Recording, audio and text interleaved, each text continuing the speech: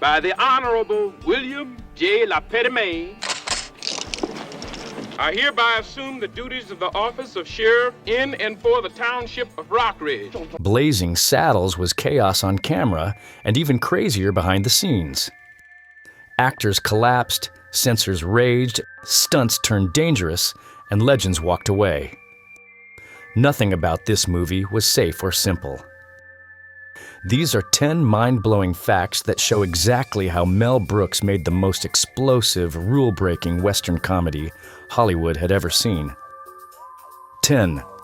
The role that collapsed on day one. On the very first day of filming, everything fell apart. The Waco Kid wasn't supposed to be Gene Wilder. The role went to Gig Young, a respected actor with an Oscar on his shelf and a reputation for serious performances. He walked onto set, stepped into the jail cell, and looked the part of a weathered gunslinger. But something was wrong. His hands were trembling. His voice cracked. At first, the crew thought he was acting, a shaky drunk, broken by years of regret. But then, mid-scene, he collapsed to the floor. It wasn't a gag. It wasn't a bit. It was alcohol withdrawal, and he couldn't continue. Within hours, Mel Brooks had no choice but to remove him from the film. The production was in chaos, but Brooks didn't panic. He picked up the phone and called one man he trusted, Gene Wilder. No auditions, no studio meetings, just one question: can you be here tomorrow? Wilder didn't even ask what the role was. He simply said yes. The next morning, tired and jet-lagged, he walked onto the set, looked at the script for the first time, and when the cameras rolled, he was the Waco Kid. From that day forward, nobody ever questioned it again. 9. Richard Pryor's invisible voice. Before the cameras rolled, the soul of Blazing Saddles was already being shaped by Richard Pryor. Mel Brooks brought him in to help write the script, and Pryor went straight for the throat. His jokes didn't just make people laugh, they carried danger. They cut deep, forcing audiences to sit with uncomfortable truths before breaking the tension with humor. Brooks wanted Pryor to play the lead role too. Imagine it, Richard Pryor as Sheriff Bart. His timing, his bite, his presence, it would have been explosive. But the studio didn't see a genius ready to break barriers. They saw a man with headlines: arrests, scandals, controversies. In their eyes, Pryor was a risk they couldn't afford. So they pulled him out quietly. The role went to Cleavon Little, and Little delivered. Sharp, cool, unforgettable. But underneath his smooth delivery, Pryor's fingerprints were everywhere. The rhythm of the jokes, the dangerous bite hiding inside the laughter, that was Pryor's voice echoing through the film. He never rode the horse. He never wore the badge. But Blazing Saddles still ran on Richard Pryor's energy, start to finish. 8. The screening that almost killed it. When Warner Brothers executives finally sat down to watch the film, they didn't laugh. Not once. For 90 minutes, they sat frozen in their seats, arms crossed, faces blank. The racial satire, the fart jokes, the violence, the horse punch. To them, this wasn't comedy. It was suicide. As the credits rolled, the decision was clear. Bury it. Put it in a vault. Pretend it never happened. The studio thought releasing it would destroy everyone involved. But Mel Brooks refused. He begged for one test screening, just one chance with a real audience. If they hated it too, fine, he'd let it go. The studio reluctantly agreed. The night came. The lights went down. The film began. For the first 20 minutes, silence. Not a chuckle. Not a single laugh. Brooks sat in the back, sweating. Had he gone too far? Then it happened. The campfire scene. Cowboys eating beans. One lets loose, then another, and another. It was crude. It was loud. It was absurd. And the theater erupted. People roared with laughter. They slapped their knees. Tears streamed down their faces. That moment broke the spell. Suddenly, the audience understood the rhythm of the film. Every scene after landed harder, funnier, sharper. By the end, the crowd was rolling. The executives had been ready to kill the movie. Instead, the test screening saved it. And all it took was the world's first mainstream fart joke. 7. The horse that actually got punched. It looked like a cartoon gag, a cowboy walking up to a horse and knocking it out cold with a single punch. But in Blazing Saddles, it wasn't a trick. That was a real punch on a real horse. The stunt was planned carefully. The horse was trained. The angle was staged. But when the actor swung, the fist landed. One blow, and down went the horse. Perfect take. First try. Today, the scene would never happen. Animal rights laws, stunt restrictions, ethics. It would all stop the moment it was suggested. But in 1974, they didn't blink. They filmed it, laughed about it, and kept it in the final cut. The audience couldn't believe what they were seeing. It was outrageous, shocking, and hilarious all at once.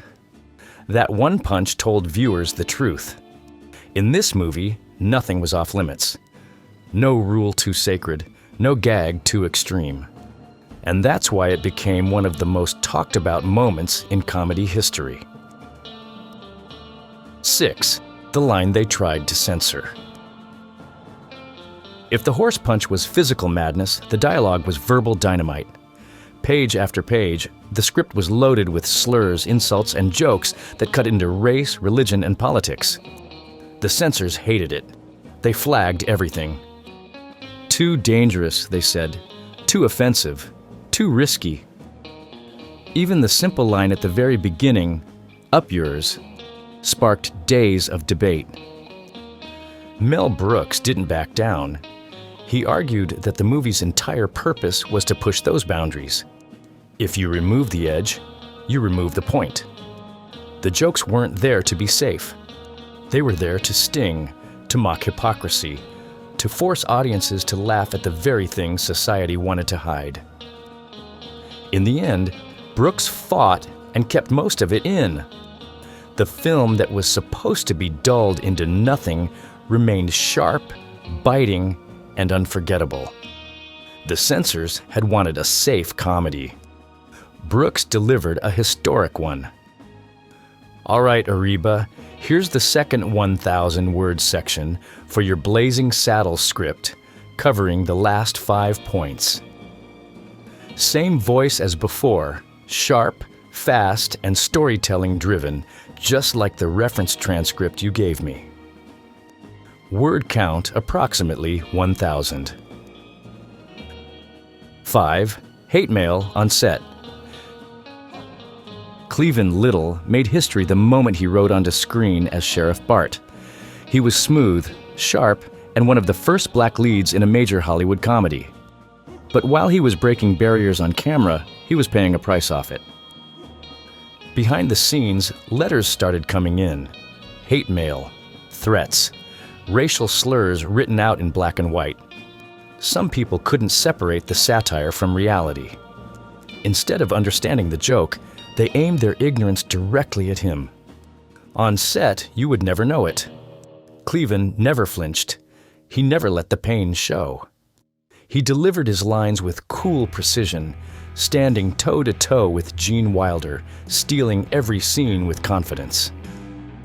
He was unshakable, even when he was carrying the weight of hatred just outside the camera's frame. Mel Brooks later admitted how hard it was, watching Cleveland handle that abuse with grace.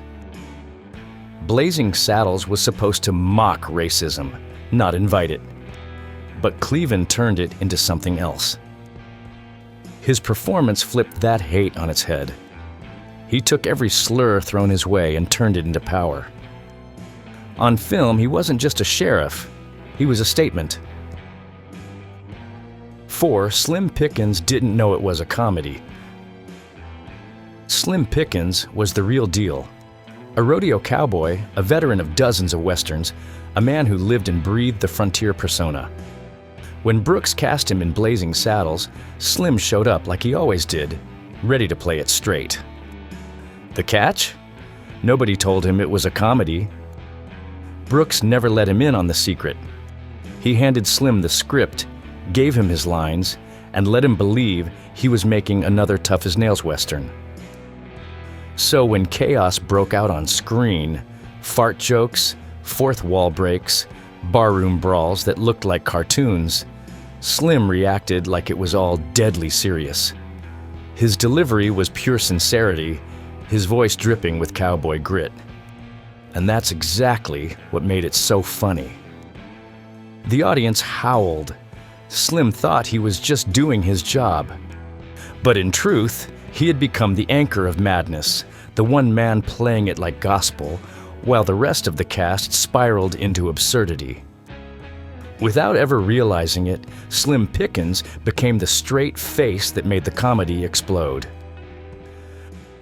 3. Explosions gone wrong. For all the laughs in Blazing Saddles, danger was never far from the set. The perfect example? The dynamite gag with the toll booth. On screen, it looked like slapstick. A cart, a toll booth, and then, boom. But behind the scenes, it was inches away from disaster. The explosives were rigged to go off only after the actors cleared the blast zone. That was the plan. But plans don't always hold. On the day of shooting, something went wrong. The charge fired too early. The explosion ripped through the set seconds after the actors stepped out of frame. Debris flew. Dust filled the air. Crew members froze, realizing just how close they'd come to tragedy. No one was hurt, but it shook everyone. Brooks, though, didn't cut it. He looked at the playback and kept it in the movie. Because in Blazing Saddles, even near death could be turned into comedy gold. Chaos wasn't the enemy, it was part of the magic. 2. John Wayne said no, but loved it. Mel Brooks wanted one more icon in his film, John Wayne, the Duke, the king of the Western. If he appeared in the finale, it would have been the perfect stamp on the genre Brooks was tearing down. Wayne took the script, read a few pages, and walked into Brooks's office. "I love it," he said. Then came the pause. "But I can't do it. My fans would never forgive me. It wasn't about the jokes, it wasn't about the story, it was about image." Wayne knew his audience, and they weren't ready for a spoof that mocked everything he stood for. So he turned it down. But then he added something Brooks never forgot. "I'll be first in line to see it." And he meant it. On opening night, John Wayne showed up. He didn't appear in the movie, but he gave it something else. His blessing. The greatest Western star alive applauded the comedy that blew the whole genre apart. And in its own way, that was an even bigger endorsement. 1. A horse got better treatment than the cast. On a set filled with stars, explosions, and egos, guess who got the best treatment? Not Gene Wilder, not Cleavon Little, not even Mel Brooks himself. A horse. One of the stunt horses had its own trailer, padded, air-conditioned, with a personal handler making sure it stayed cool and comfortable. Meanwhile, the actors were squeezing behind curtains, changing clothes in cramped corners, or sharing tiny dressing spaces. Wilder laughed about it later, joking that the horse had better accommodations than he did. And he wasn't wrong. The horse was treated like royalty, while the cast just made do. Brooks defended it, saying that horse was a star, and it knew it. It hit its marks, took direction, and never once broke character. In a film where chaos ruled and nothing was sacred, maybe it made sense that the one performer who never missed a beat got the luxury suite. These 5 moments, the hate mail, the cowboy who didn't get the joke, the explosions, the Duke who said no, and the pampered horse, they weren't just trivia. They were the madness that made Blazing Saddles possible. The chaos, the danger, the absurdity, it was all baked into the film. That's why it didn't just cross lines. It erased them, laughed at them, and rode straight past them into history.